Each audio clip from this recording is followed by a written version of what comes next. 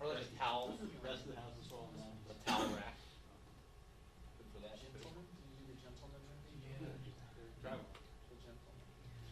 Yeah. I saw that, yeah, after It's 67 something that years of. repairs a drywall anchor hole that's gotten too loose for the anchor. It works better than just getting a bigger drywall anchor. Which I also tried. Yeah.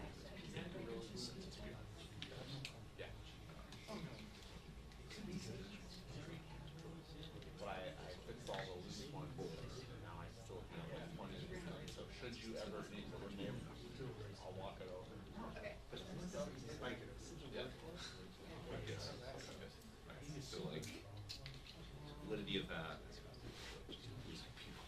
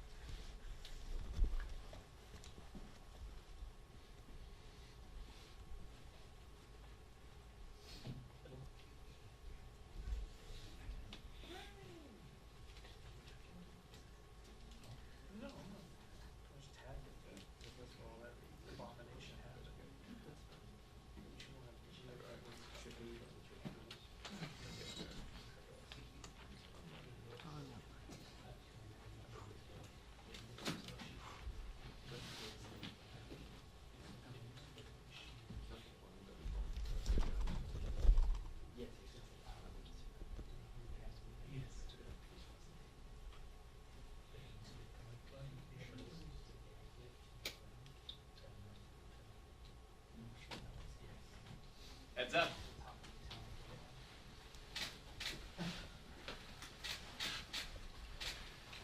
Good afternoon, everyone. This is Police Week, and so let me begin on behalf of the House Democratic Caucus to express our sincere thanks, gratitude, and appreciation for the men and women of law enforcement who wear the uniform in order to protect and serve communities all across the nation, including back home in Brooklyn. We look forward as House Democrats to continuing to find ways to strengthen the relationship between the police and the community for the good of everyone. It's also our view that we should honor the men and women of law enforcement who on January 6th sacrificed it all, put their lives on the line and at risk in order to defend the Congress, defend the Constitution, and defend the core values in our country, such as the peaceful transfer of power. There is a law on the books that requires the Congress to designate a place of significance in the Capitol to honor the men and women of law enforcement, including the Capitol Police and the Metropolitan Police Department, and many others who responded on that fateful day to put down a violent insurrection. It's time for House Republicans to honor the men and women of law enforcement who saved lives that day, including Democrats and Republicans, our staff members, and most importantly, defended the Constitution. Questions? A member of your caucus a couple weeks ago was indicted, Henry Cuellar. 3 of his associates have since pleaded guilty. You have not called on him to resign. Do you support his re-election? I support Henry Cuellar's right to a trial by jury. He is innocent until proven guilty.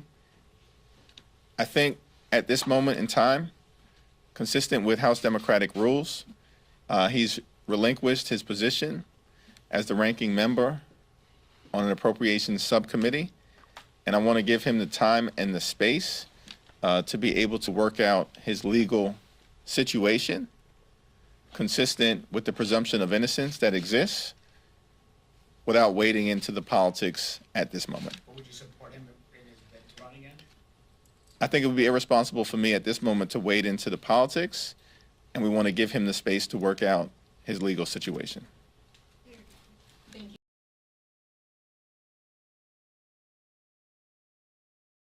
you, Mr. Leader. So you endorsed Congressman David Angela, also Brooks winning the Democratic primary race on Tuesday.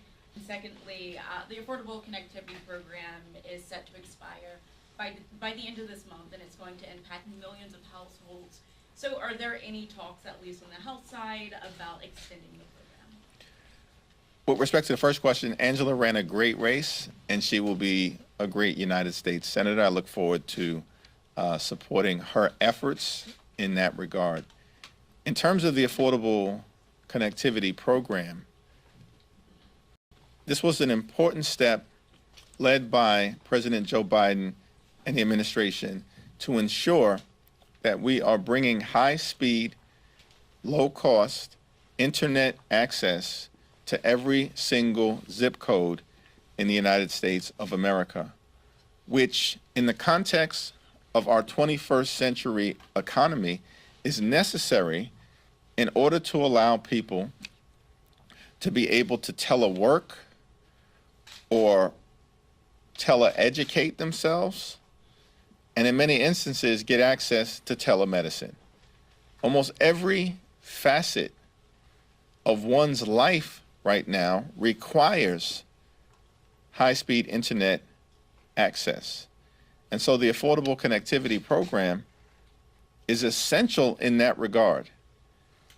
And it's important for my extreme MAGA Republican colleagues to find it in their heart and in their heads and think it not robbery, the capacity to come together with Democrats so that we can continue to fund this incredibly important program that benefits people in every state in America. Thank you. Thank you. I'll go second row. So new data from the FBI shows assaults on officers hit a 10-year high last year. Republicans are attributing that to Democratic policies. What's your response to that, and what needs to be done to actually drive those numbers down? Well, assaults on law enforcement officers are unacceptable, and I think it's irresponsible, of course, to attribute any increase, and I have not seen that FBI data to policies connected to one party or the other, or one administration or the other. I think we all stand shoulder to shoulder with the men and women of the law enforcement community to make sure that they are able to do their jobs safely and securely and free of assaults or violence. At the same period of time, it continues to be irresponsible for extreme MAGA Republicans to always want to engage in political stunts as opposed to trying to find policy solutions to solving real problems on behalf of the American people. On the memorial, have Republicans indicated what the holdup is? Is that ultimately Speaker Johnson's decision? It is ultimately a decision of the Speaker and the House Republican majority, and there's no indication as to why it has taken so long when the law requires memorial recognition, and it clearly is the right thing to do for the law enforcement community and for our nation. And it's done. The plaque is done. It's my understanding that it is physically on the Capitol complex, and it simply awaits a decision by the Republican majority to have an appropriate ceremony of recognition and have it placed in a location of honor here in the United States Congress. Thank you. In about an hour or so here, we're going to have this vote on this Israel bill. I know Republicans have said, well, you know, Democrats are divided over Israel. Some have said, you know, they're trying to make this point about this bill. But that said, aren't there divisions in the Democratic caucus, and how would you characterize those when it comes to some Democrats who don't want to vote on something like this, regardless of what the motives of the Republicans of putting this piece of legislation on the floor might be? What are the, define those divisions? Well, the legislation on the floor today is not a serious effort to strengthen the special relationship between the United States and Israel, period, full stop. It's not a serious effort. The legislation that the Republicans have put on the floor today will defund parts of the Department of Defense, defund parts of the Department of State, and defund parts of the national security apparatus. It's not a responsible bill. It is not a serious effort at legislating, which is why some of the most pro-Israel members of the House Democratic Caucus will be voting no. With respect to the situation that exists right now in the Middle East, there are a variety of different perspectives across the country and the world. Here's my perspective: that Israel has a right to defend itself, particularly against the brutality of Hamas, as was inflicted on October 7th.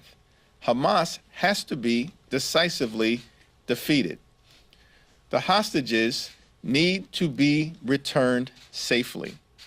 We need to surge humanitarian assistance into Gaza to make sure we can alleviate and prevent suffering of Palestinian civilians who are in harm's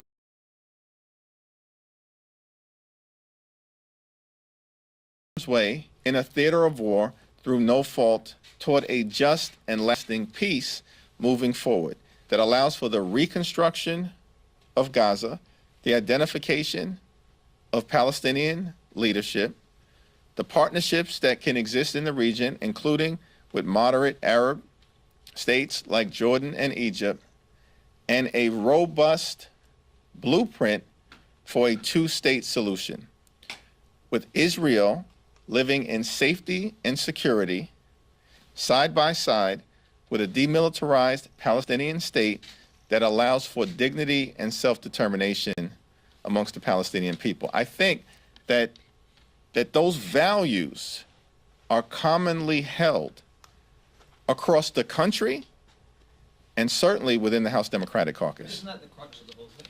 You took about 2.5 minutes pretty eloquently there to lay out what the conflict is, whereas Republicans try to reduce this to one soundbite, say, oh, they're not for Israel. And that's the problem inside the Democratic Caucus of explaining this position, this unique position.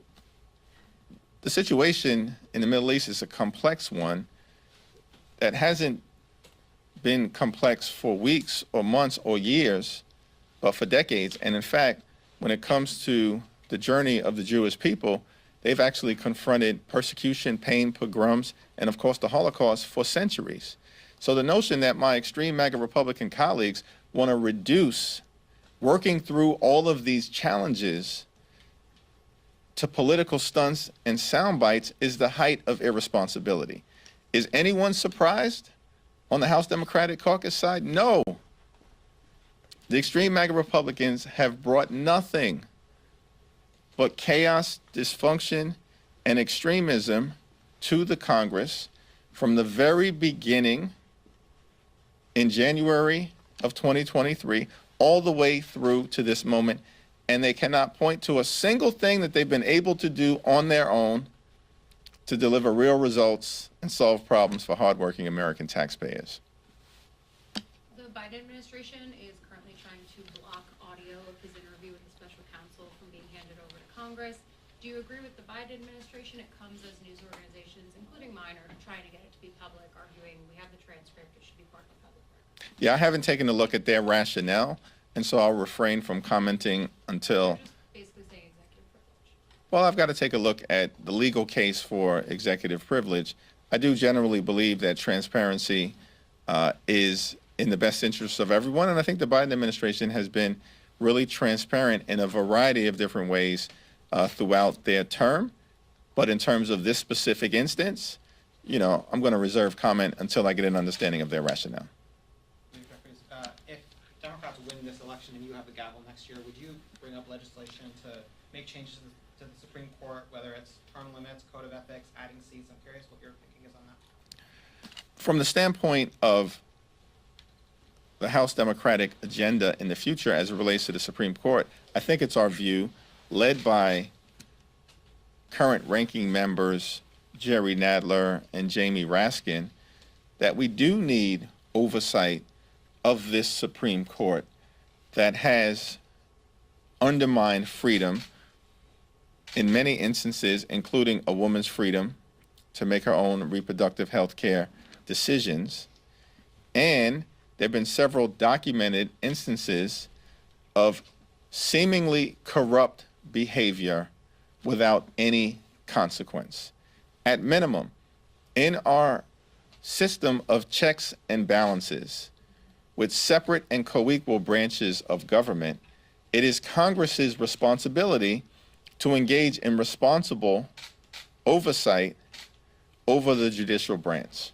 And I certainly think that the first opportunity we have to do just that, we will not shy away from oversight, but we will engage in it.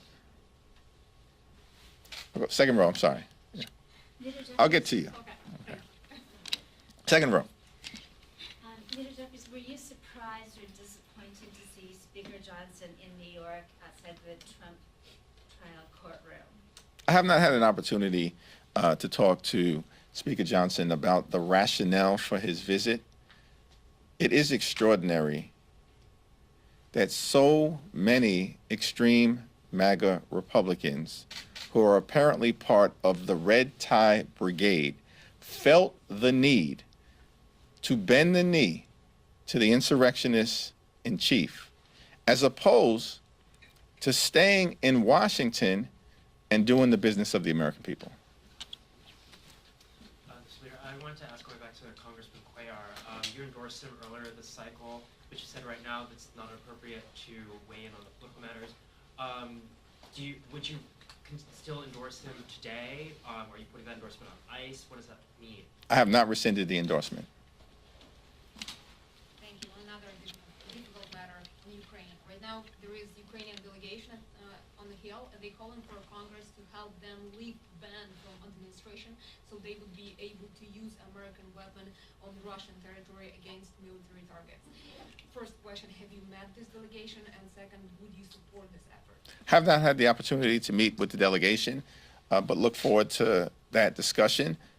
I do think that we are going to continue to evaluate how we can best ensure that the Ukrainian people who have proceeded with such bravery and courage over the last 2+ years can decisively defeat Russian aggression for the good of the people of Ukraine, but also for the good of the free world, democracy, truth, and a rules-based society.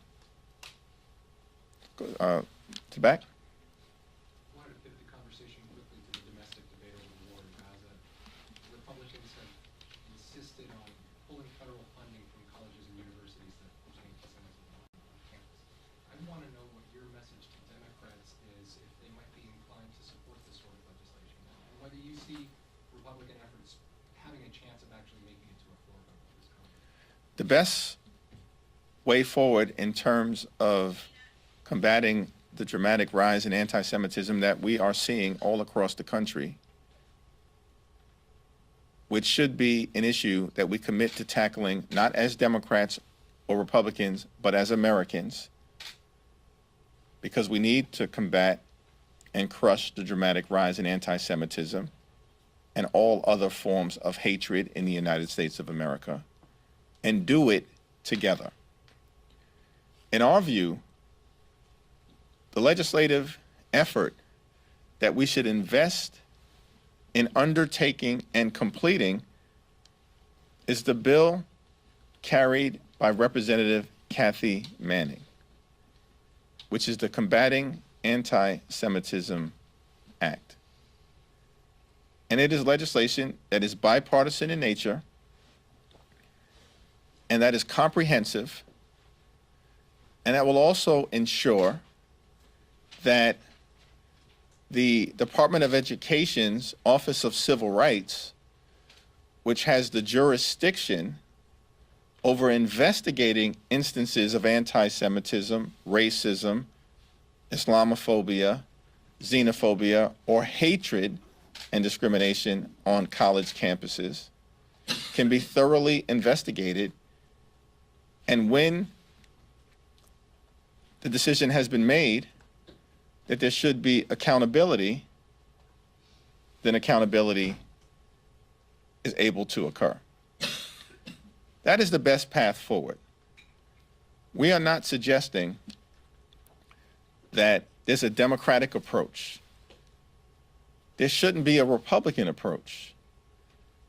We should work on combating the rise of anti-Semitism in a bipartisan manner, and the Combating Anti-Semitism Act is a bipartisan bill authored by Kathy Manning, who has a high degree of credibility in this space and is working with our Republican colleagues.